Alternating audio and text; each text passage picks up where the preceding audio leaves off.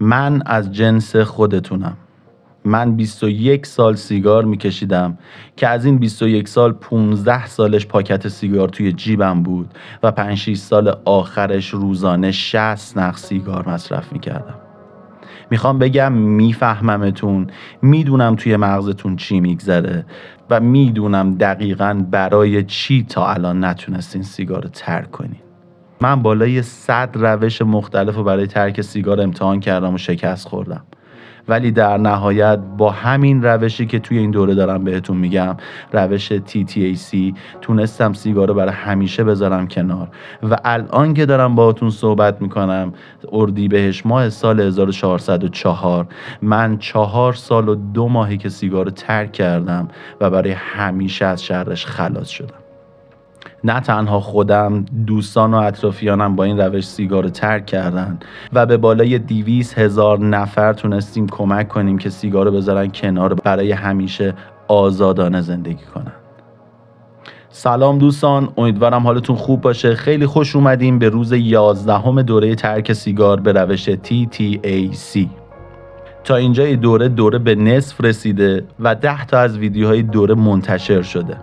شاید اوایلش مطالب یه خورده کسل کننده بوده براتون، ولی خب هر چی جلوتر اومدیم مطالب جذابتر و حتی شگفت انگیزتر شده براتون. موضوعاتی رو شنیدین که تا حالا اصلا شاید بهش فکر نکردین، از منظری به سیگار نگاه کردین که شاید اصلا تا حالا توی اون جایگاه خودتون رو نذاشته بودین و داره ضمیر ناخودآگاهتون شخم میخوره و باورهایی که سالها توی مغزتون نهادینه شده بوده و روزانه با مصرف سیگار داشتین تغذیه‌شون میکردین داره کم کم تغییر میکنه و شاید تا اینجای دوره حتی مصرف سیگارتون بیشتر هم شده باشه که اصلا جای نگرانی نیست و کاملا طبیعیه و روز 21 دوره قطعاً قول میدم بهتون که سیگار رو ترک خواهین کرد و برای همیشه از شرش خلاص میشین. دوستان این جلسه به شدت مهمه و به شدت کاربردیه. لطفاً قلم و کاغذ کنارتون باشه و اگر از نوت گوشیتون استفاده میکنین قطعاً ویدیو رو هی پاس کنین، اضافه کنین مطالب رو توی نوت گوشیتون، چون اینها مواردی هست که تکمیلی دوره است و باید 100% اجرا بشه تا بتونین به اون نتیجه دلخواه برسین. پس دست کمش نگیرین، پرقدرت بریم سراغ کلیدهای دوره. ما تا اینجای کار یه ویدیویی ضبط کردیم به اسم چالش روز 3 و 4 دوره که توی اون ویدیو کلیدهای دوره رو جمع‌آوری کردیم. 5 تا کلید بود. من توی این ویدیو خیلی روی اون کلیدها تمرکز نمی‌کنم، خیلی سریع میگم و ازش رد میشم. کلید 6 تا 10 رو با هم دیگه باز میکنیم توی این دوره و کلید 11 که مهمترین کلید این دوره است برای رفع وسوسه بعد از ترک، آخر این ویدیو بهش میپردازیم و کاملا بازش میکنیم با هم دیگه. پرسرعت بریم سراغ کلیدها و راهکارهای دوره. خب کلید شماره 1 این بود که دوره رو بشینین و روز به روز به ترتیب از ویدیوی روز اول دوره نگاه کنین و بیاین جلو. پراکنده نباشین، ویدیوی 8 بعد بیاین ویدیوی 6 بعد بیاین ویدیوی 5. به ترتیب ببینیم و کامل بشینین نگاه کنین. ببینین دوستان، میانگین هر ویدیو 15 دقیقه است. وقت آنچنانی ازتون نمیگیره در مقابل تصمیم بزرگ و تغییر فوق‌العاده‌ای که قراره توی زندگیتون ایجاد بشه. لطفاً صبور باشین و همه ویدیو رو کامل و به ترتیب نگاه کنین. کلید شماره 2 این بود که به همین راهکارهایی که من دارم بهتون میدم دونه دونه عمل کنین، ساده نگیرینشون و طبق برنامه‌ای که بهتون میگم بشینین و انجام بدین. نگین آقا این مثلا چه کاریه، مثلا من دارم رو کاغذ میشینم مینویسم. بنویسین، نتیجه خواهین گرفت. این کلیدها مکمل دورم و باید انجام بشن. کلید شماره 3 این بود که ما بیایم تغییر بدیم این سوالی که سالها توی ذهنمون بوده که چرا سیگار نمیکشیم رو بیایم تغییر بدیم به این که چرا سیگار میکشیم و قرار شد توی دفترتون بنویسین و دونه دونه دلیل هایی که توی مغزتون هست بابت این که من چرا سیگار میکشم. سیگار به من آرامش میده، سیگار تمرکزمو میبره بالا، سیگار حال میده، سیگار بعد قهوه، سیگار توی رانندگی. قرار شد اینا رو بشینیم بنویسیم و تا اینجای کار حداقل باید 30-40 مورد نوشته باشین هر کدوم. و تا اینجای دوره باید دونه دونه این موارد توی مغزتون حل شده باشه. اگر حل نشده پیشنهاد میکنم برین ویدیوها رو کامل نگاه کنین. چرا سیگار میکشیم؟ سیگارهای خاص و فوق خاص رو حتما ببینین. من تا جایی که تونستم مطالب رو ساده بیان کردم و شما با دیدن این 10 تا ویدیو تا اینجای کار باید دیگه دلیلی براتون نمونده باشه و برای دونه دونه جوابایی که به این سوال که چرا سیگار میکشم نوشتین دلیل قانع کننده داشته باشین و بتونین به صورت کاملا منطقی و درست ردشون کنین.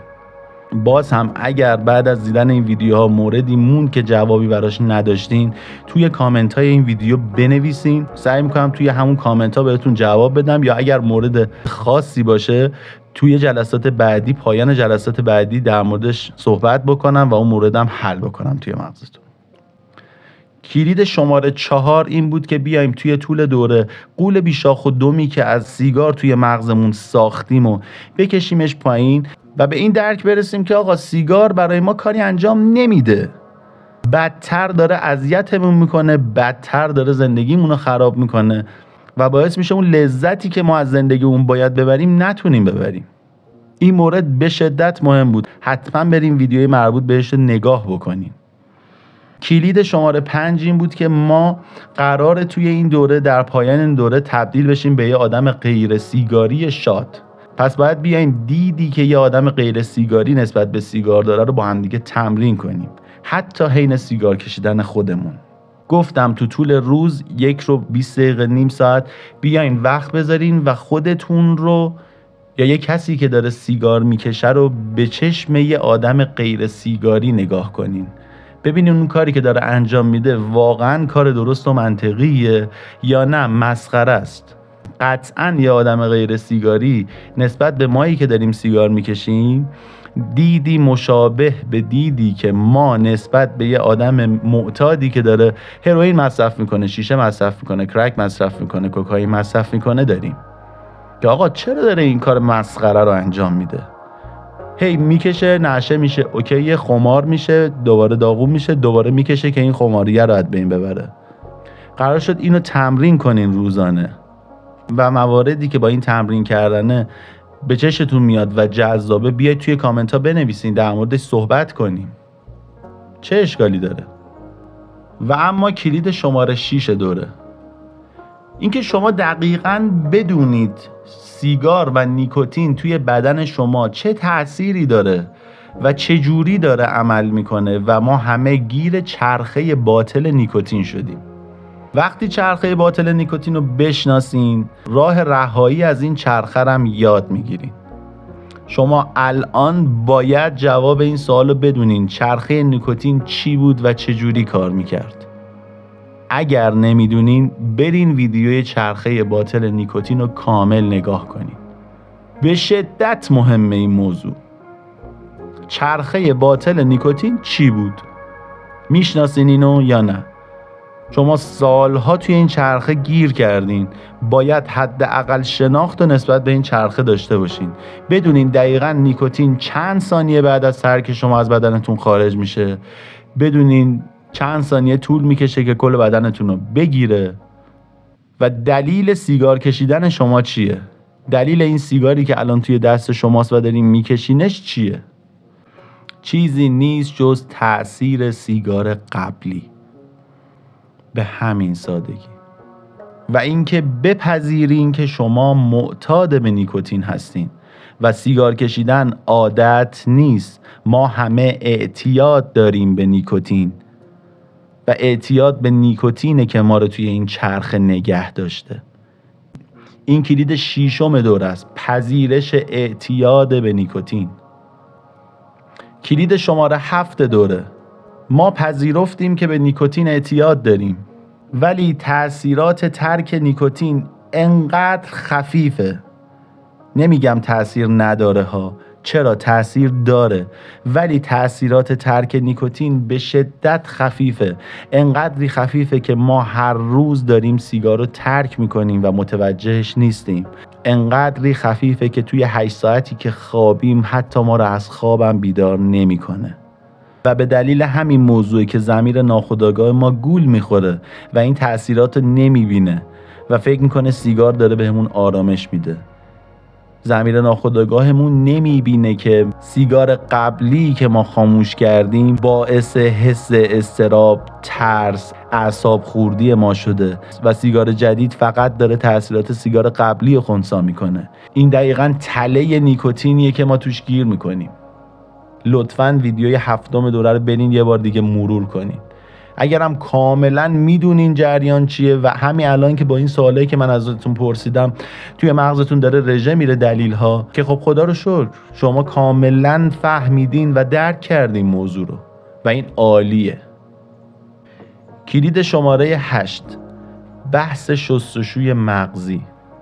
این که ما همه توی بمباران ذهنی از طرف کمپانی‌های سیگار، از طرف تبلیغات معکوسی که کمپانی‌های سیگار انجام میدن قرار گرفتیم و باعث شده باورهای غلط وارد مغزمون بشه و هر روز ما رو غرق‌تر کنه در این باورهای غلط و مصرف سیگارمون بیشتر بشه و در کنارش بیاد افراد جوونی که سیگاری نیستن و تحت تاثیر قرار بده و سیگار بده دستشون.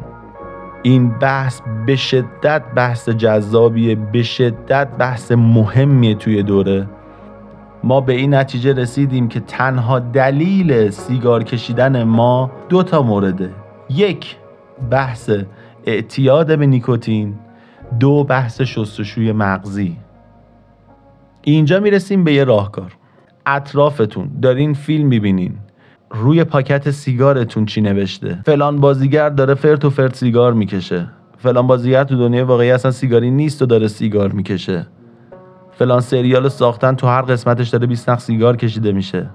به این موضوع دقت کنین و شستشوهای مغزی که دارن انجام میدن رو پیدا کنید. توی فلان فیلم لحظه آخر مرگش فلان بازیگر تنها درخواستی که داره اینه که سیگار بکشم. این یه شستشوی مغزی فوق‌العاده خفنه. این که تو تا لحظه آخر عمرت سیگاری هستی و لذت بخشترین کاری که توی زندگیت میتونی انجام بدی سیگاره. این داره این دیدو به ما میده. مادامی که شما این شستشوهای مغزی رو بشناسید، پیداشون کنید، دیگه ضمیر ناخودآگاهتون گارد میگیره نسبت به اینها و متوجهی که آقا این شستشوی مغزیه و من نباید این باور رو وارد مغزم بکنم. این کار بعدی بود که باید انجام بدین. تحت تاثیر کدوم بازیگر، تحت تاثیر کدوم حرف شما سیگاری شدید؟ توی کامنت ها بنویسید برام. شستشوهای مغزی که سالها باعث شده شما سیگاری بمونید تو باید بریزید بیرون و متوجه شین آقا اینا همه بازی بیش نبوده، بازی کمپانیای سیگار برای سود بیشتر. کلید شماره 9 چی بود؟ این که ما تحت تاثیر این شستشوهای مغزی اومدیم یه سری الفاظی روی زبونمون افتاده. سیگار ترک نداره، سیگار استراحت داره ولی ترک نداره. هر کسی که سیگار رو ترک میکنه از اول سیگاری نبوده و موارد این چنینی که روی زبون همه سیگاریا هست. قرار شد اینا رو پاک کنیم روی زبونمون. سیگار ترک داره. این حرفا رو بریزین دور از تو مغزتون. اینا یه سری حرفای کلیشه‌ای شده که فقط تو جمع سیگاریا داره زده میشه و باعث میشه فکر ترک و مغز خیلی‌ها بندازید بیرون از مغز خودتون اول و بعد اون رفیقتون که داره میشنوه و بعد اون بچه‌ای که داره حرفای شما رو میشنوه. پس لطفاً این کارو نکنید دیگه. کلید شماره 10 دوره به شدت کلید مهمیه. دوستان باید به این باور رسیده باشین سیگار به ما هیچ چیزی اضافه نمیکنه، هیچ فایده‌ای برای ما نداره. اگر داشت روی پاکت سیگار پر میشد از فایده‌های سیگار. اگر داشت شما اگر زنگ بزنی به شرکت دخانیات یارو نیم ساعت در مورد فواید سیگار به توضیح میداد. نه اینکه رو پاکت سیگار بیان بزنن سیگار سرطانزاست. که گفتیم حتی این جمله رو که دارن میزنن تو بحث شستشوی مغزی کاملا حساب شده است و تبلیغات معکوسه. ولی اینو باید باور کنید که سیگار هیچ چیزی به ما اضافه نمیکنه، هیچ فایده‌ای برای ما نداره توی زندگیمون. اگر واقعا فکر میکنی فایده‌ای داره برو ویدیوی شماره 10 دوره رو بشین نگاه کن و اگر قانع نشدی همین زیر کامنت کن آقا به نظر من سیگار این رو به من اضافه میکنه و من جواب اینو میام بهتون میدم. سیگار هیچ چیزی به ما اضافه نمیکنه. اینو بعد از ترک سیگار کاملا متوجهش میشی. این کلید خیلی مهمه و خیلی کمک خواهد کرد توی روند ترک و بعد از ترک. میرسیم بهشون تو ویدیوهای دیگه. من خیلی پرسرعت دارم میگم، میخوام حوصلتون سر نره، ولی کلمات به شدت مهمن و این کلیدا رو باید دونه دونه توی زندگیتون پیاده کنید. لطفاً این کار رو انجام بدین. در نهایت با هم دیگه سیگار رو برای همیشه میذاریم کنار رو راحت میشیم ازش. و اما کلید شماره 11 و راهکاری که باید از امشب انجامش بدین. این فرصت رو از دست ندین بچه‌ها. شما الان دارین سیگار میکشین. چه حس بدی سیگار کشیدن بهتون میده؟ سیگار کشیدن باعث شده تو کدوم یکی از شرایط زندگیتون احساس بدبختی و بیچارگی کنین؟ ننگی که سیگار توی شرایط مختلف زندگی بهتون داده رو، اینا رو باید یادداشت کنین و یه لیست بلند بالا خواهد شد. دلیل این که الان نشستین و این ویدیوها رو نگاه میکنین چیه؟ از چیه سیگار بدتون میاد؟ چه نقطه ننگی توی زندگیتون ایجاد کرده؟ از بوی بد سیگار شروع کنید. کی دوست داره وقتی میخواد عزیزانش رو ببوسه سرش رو اونوری کنه که بوی بد دهنش تو صورت عزیزش نخوره؟ من هیچ وقت اون لحظه‌ای که مادرم سیگار رو برای اولین بار توی دستم دید یادم نمیره. اون بهتی که توی صورتش بود، اون غمی که توی صورتش نشست، اون لحظه‌ای که چشاش پر اشک شد، هیچ وقت یادم نمیره. من هیچ وقت یادم نمیره توی قشنگترین روز زندگیم که روز عروسیم بود 20 دقیقه توی فیلم عروسیم نیستم و رفته بودم و زیر زمین داشتم سیگار میکشیدم. هیچ وقت یادم نمیره که سیگار باعث شده بود من ارتباطم با کسایی که دوستشون دارم کمتر بشه، چون نمیتونستم سیگار بکشم پیششون راحت. هیچ وقت یادم نمیره که مثل یه بچه سیگار کشیدنم رو قایم میکردم از کسایی که برام مهم بودن. هیچ وقت یادم نمیره میرفتم تو سرما و گرما وای میستادم که یه سیگار 8 سانتی رو دود کنم بره آسمون. هیچ وقت اون پشیمونی که بعد از کشیدن هر نخ سیگار توی مغزم شکل میگرفت و یادم نمیره. دوستان این موارد رو بشینین یادداشت کنین توی برگتون. ننگی که سیگار توی زندگیتون ایجاد کرده، دلیل این که الان دنبال ترک سیگار میگردین، اینا رو یادداشت کنین. این یه لیستی میشه که برای همیشه توی جیبتون یا توی نوت گوشیتون نگهش میدارین. هر وقت که فکر کشیدن سیگار به مغزتون برسه بعد از ترک، این کلید اصلیه که شما رو آزاد میکنه و نگهتون میداره و نمیذاره دوباره شروع کنین اون لعنتی رو. لطفاً به همه کلیدایی که بهتون گفتم عمل کنید. الان توی اون لیستتون باید موارد مهم رو نوشته باشین، بنویسین، یادداشت کنین، مرور کنین، بشینین از اول ویدیوها رو نگاه کنین. تو هر موردی که حس میکنین دارین میلنگین و اون درک درست رو پیدا نکردین، بشینین ویدیوهاشو 2 باره، 3 باره، 10 باره نگاه کنید. باور کنید قشنگترین تصمیم زندگیتون، باور کنید تاثیرگذارترین کاری که توی زندگیتون تا اینجای زندگیتون انجام دادین همین ترک کردن سیگار خواهد بود. اینو بعد از ترک درکش میکنین. وقتی که تأثیرات ترک سیگار رو ببینید، وقتی که اون لحظات شگفت‌انگیز براتون ایجاد بشه بعد از ترک سیگار که تو ویدیوهای بعدی کامل در موردش صحبت میکنیم، اینا رو کامل متوجه میشین و لذت میبرین از این که دیگه سیگاری نیستین. وقتی جنبه‌های مختلف زندگیتون تحت تأثیر این سیگار لعنتیه ولی الان نمیدونید و بعد از ترک متوجه میشین، اونها رو بچشین و بفهمین، تازه میفهمین الان دارین چه کار بزرگی انجام میدین.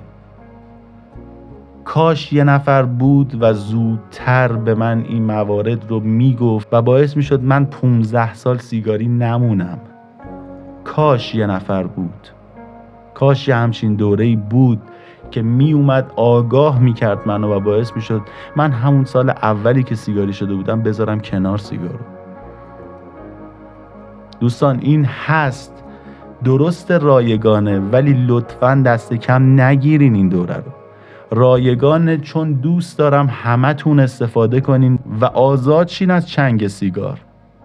رایگان چون متنفرم از این که بیام از سلامتی دیگران، از آگاهی دادن به دیگران مبلغی دریافت کنم.